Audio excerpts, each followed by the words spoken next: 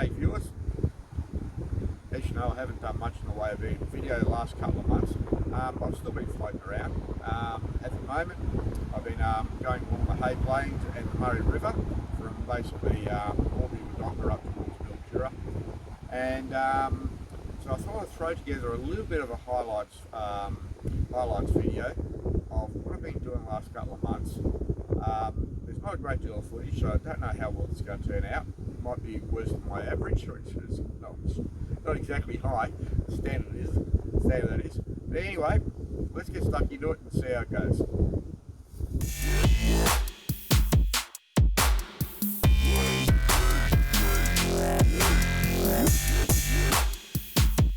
How good is this? It's in the evening, right? Labor Day weekend here in Victoria, so long weekend. Every man and his dog's here.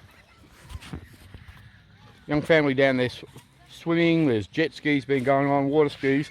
Have a look down through here. All the cars lined up. It's in the evening. I've got a buddy steak on the barbecue. Everyone's sitting here. Everyone's having a good time. What a great little atmosphere for a weekend.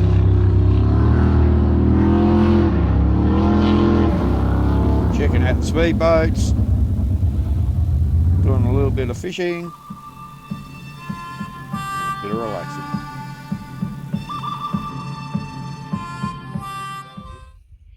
Well viewers, that now is my official lucky lure. I lost it a couple of days ago over in those snags, and I'll pop out the way. The tree branches are going in there. So I was fishing close to that there and he caught snag. Come back a couple of days later, which is today. What do I see floating just below the surface? Lucky snag. Lucky lure. Lucky I got him back. So I've lost another one, fucking way out with another great bunch of logs out in the middle of the fucking river. Sometimes I can cast further than I think I can cast. Well, after a hard day of fishing, yeah, it's time to sit back, relax, enjoy a beer and watch the steamboats go past. Well, g'day viewers. I'm at the Altina, or Altina, I'm not sure how to pronounce it correctly. It's A-L-T-I-N-A Wildlife Park, about 35 k's south of Griffith in New South.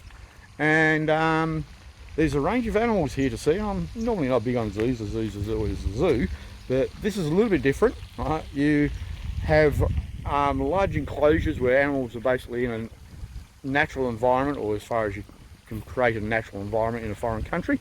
And you'll see animals such as lions, zebras, American bison, and a few other animals, even crocodiles and so forth. So anyway, let's continue on our way and see what we see. Well, I'm inside now. First thing I'll do is switch to widescreen. Now I'm at widescreen. Now on this enclosure, you can see an American alligator. I haven't seen an American alligator before. Right, and definitely looks different to the crocodile I'm used to seeing up north. Right, and that down there is the American alligator. Let's zoom in a bit, see if we can see what you're saying. See how dark he is. Outside of having a different snout and everything else, basically most of the teeth are on the inside of their choppers. Right, and they're a lot more placid than what the Australian crocodile is. Anyway, we'll cruise around, and what have we got here? Here we've got a tiny little one. I saw him a bit earlier on. I said I'll try and get to the other side of it, because this enclosure is actually properly enclosed, and got swimming areas and everything else. And most importantly, it's warm in here, because you have to keep warm for them. I like warm, so it's warm for me. And if we have a look down through here, right, this is a freshwater crocodile. Now if I see if I can get a little bit further around with the camera, excuse the fucking stripes going through, that's the bars. And you can have a look and see how narrow the snout of him is. And they're a lot smaller than a saltwater crocodile. And I'll continue around a bit more. There was another one, just a little small pool area for him. And again, a small one, just a small croc, but you can see him sitting up there. And I'll see if I can get a better shot. Let's zoom in a little bit. You can see him just sitting up there, nice and small with his mouth open and everything else, just enjoying a nice little bit of warmth coming in from their various heaters that they've got located around the place. And here, on this one, I'll walk around and have a look. And this one's a saltwater croc. I've already had a look at them. And you see this bloke's a lot bigger. And the first thing I do, let's zoom out. There's a lot of reflection on the water, so you can't really, it's not showing up on the camera. If I don't break my neck fucking getting over the place, let's see if I can get back here a bit so we can have a bit more of a look at him. And as you can see, there he is there. It's probably not a very good shot. We're just getting the bloody sun coming in the wrong way. Because it looks really good in real life, but I'm just unable to see because of that what's on there. And I suppose he's about 4 metres, maybe a bit longer, right, long this thing is. And they're definitely a more spectacular looking bloody reptile than what the bloody alligator is. The alligator is very dark and black, and this one here has got very patterns, a lot of patterns on these bloody, pardon me, on the skin and whatnot, sort of thing. So I know this, I'm glad I'm not stepping in with it. Anyway, let's continue on and see what else we see.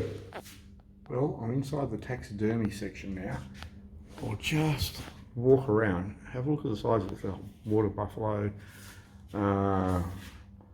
African antelope, I don't know the proper names. There's the deers. What type of deers by the look of them? They've probably got all different names. Look at all this here, absolutely well preserved, beautiful animals. And there's some skeletal parts. I've got to be quick here because I'm running out of time before I have to be on that bloody, on the little tour thing. And on this side here, you've got more African type ones, animals. Got old fashioned, not the meerkat, the bloody, oh, it's an African wild dog. I was more thinking of it as the hyena. And here is the American bison, and apparently we've got a few here in real life, so it'll be interesting to look at that there. Female lion, male lion, and lion's lunch. Glad it's not me.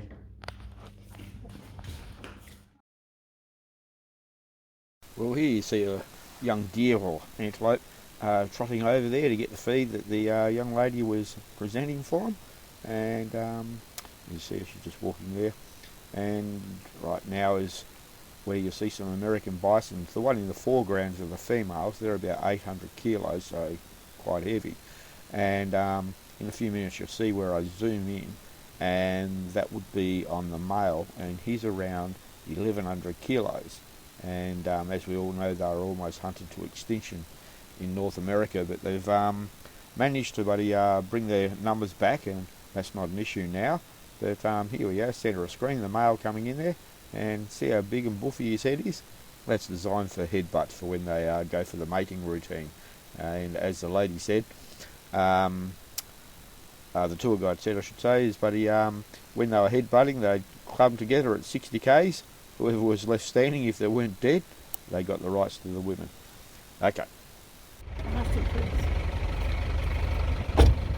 here we have our southern white rhinos. Southern white rhinos are from Africa. We have our big boy Kai over there and our two females, Katu and Mango.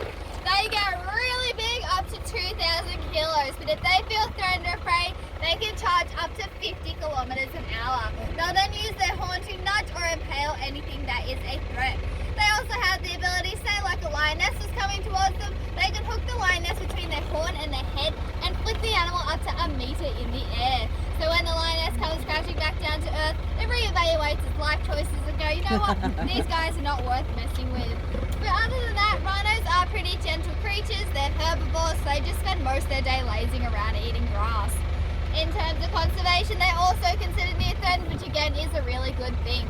Populations are rising both within captivity and within the wild, but they were critically endangered for such a long time due to poachers hunting them for their horns because they believe that they serve medicinal purposes. But they don't.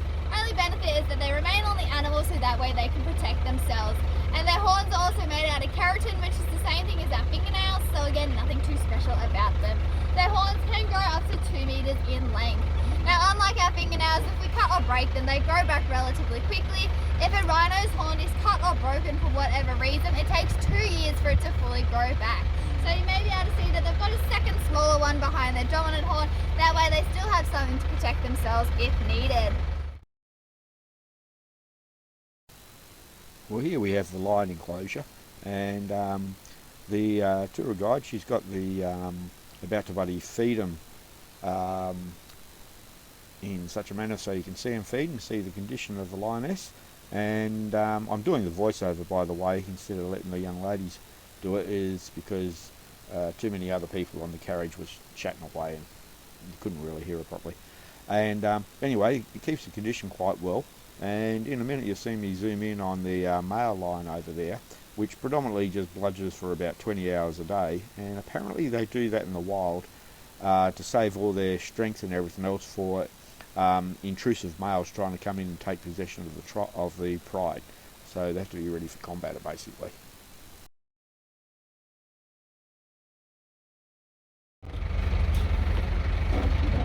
So here we have our zebras. Zebras are from Africa and each stripe pattern is unique, like their own little barcode. When they're in herds, they can be in herds of up to 100,000 plus individuals, especially during the migration season, where their stripe patterns create an illusion, making it difficult for predators to see where the start and end of each zebra is, meaning when they're in a herd, they're less likely to be attacked. Their herd forms with their baby stick out leaned into within the middle, and then they fit young and healthy on the outside. That way, if a predator does try to infiltrate the herd, they're going to be met with brutal force. A single kick from a zebra is enough to kill a lion. Now, these guys are a part of the equine family, meaning they're related to horses. Unlike horses, though, they cannot be domesticated. They're actually one of the most dangerous animals to zookeepers due to the fact that we can go in with them, but they have the bite force to remove fingers, hands and limbs, as well as repeatedly kick till you no longer exist. The males are most aggressive during breeding season, committing what is known as infanticide, but they'll kill the young of other males just so their genetics are the only ones that are passed on. So they're not quite as friendly as maybe you thought they were.